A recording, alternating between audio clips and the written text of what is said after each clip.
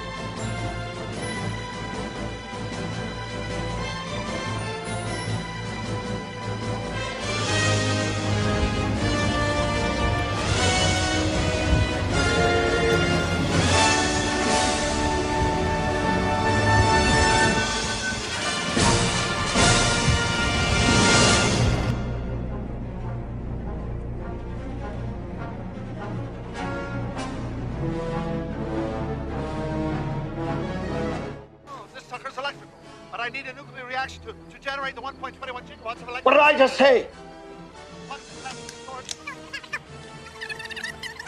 This sucker's electrical. But I need a nuclear reaction to generate the 1.21 gigawatts of electricity. 1.21 gigawatts! 1.21 gigawatts!